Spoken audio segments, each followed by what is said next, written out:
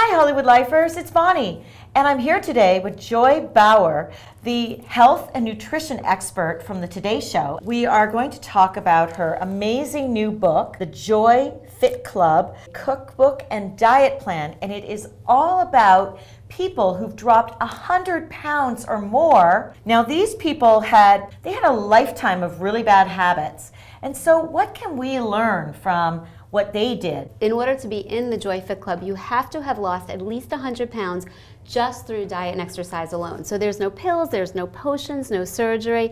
And I think the huge takeaway here is, Bonnie, that anyone can do this. What are some of the practical ways that you can change your eating habits? And what can you substitute instead of eating this for this? There are a lot of commonalities between what I call successful losers, people that are in the club, people that I've personally worked with as well, again, that have only lost a handful of pounds but have kept it off. And I think one huge commonality is that they nix the liquid calories, because it's so easy to guzzle thousands of calories that don't fill you up. If you nix those liquid calories, eat your calories versus drink your calories, you would be so surprised how the fat can just melt off. Normally I tell people 1 to 2 packets, each packet is a teaspoon.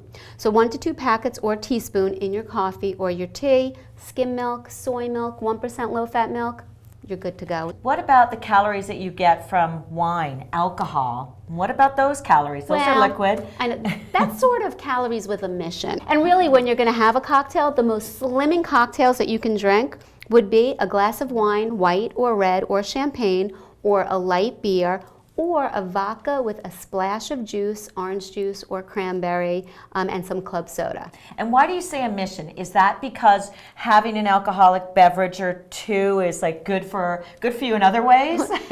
Well, you know, it's part of our social happening. We like to unwind, you like to have a cocktail every now and then. You just have to be careful and know that once your inhibitions drop, you're not going to eat the basket of chips. Exactly. Or 1 handful, 2 handful, 3 of the peanuts or the pretzels at the bar. Where do you think people go wrong in terms of your breakfast, lunch, dinner, and how can you go right? Plan what you're going to be eating the next day. Even if you just follow it 50%, you're that much better. Start your morning with a protein-rich breakfast, because we know that protein in the morning helps to regulate your appetite, which means you're going to eat less later on in the day, which means you're going to wind up seeing a downward trend on the scale. And I personally love starting the morning with a non-fat Greek yogurt, because Greek yogurt, it has twice the amount of protein. Grab a banana with it. If you need some crunch in it, 1 or 2 tablespoons of granola, and you're good to go. Now, one of the things I know my downfall, I am starving at lunch. What makes for a good lunch instead of that burger or the pizza? A turkey sandwich or a ham sandwich with a slice of low-fat cheese on whole wheat bread, some baby carrots on the side. Pile the sandwich with lettuce and tomato. I like the idea of the baby peppers, carrots. Yes. And instead of mayo, try hummus. How big is exercise and playing a role in both getting to a healthy weight and then keeping it off? So exercise is huge, not only because it burns calories while you're doing it, but it also increases your lean body mass. That's, you know, those muscles. And the more muscle you have, the more calories you burn 24/7. I think the more important piece about exercising every single day, and I tell everybody to exercise 30 minutes a day. And if you don't have the time to do it continuously, break it up into bite-sized pieces.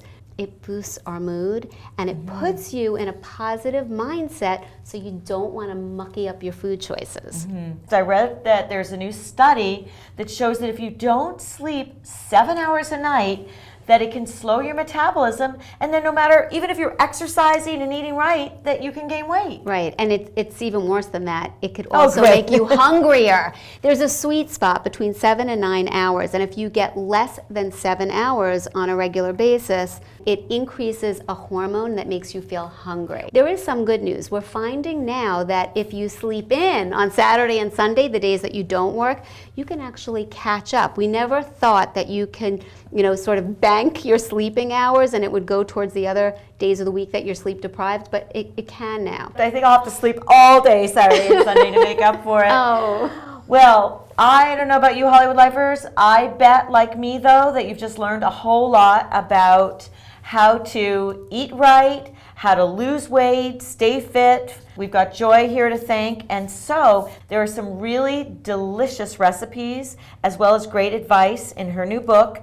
And these recipes sound so good, and yet they don't have very many calories. And they're so- simple. Yeah, and They're they are simple. I'm not I into checked that out. slaving for hours in the No, kitchen. no, they're not. I checked them out, and so tune into Joy on the Today Show and check out her book. And we'll talk to you later, Hollywood Lifers. Bye. Bye-bye.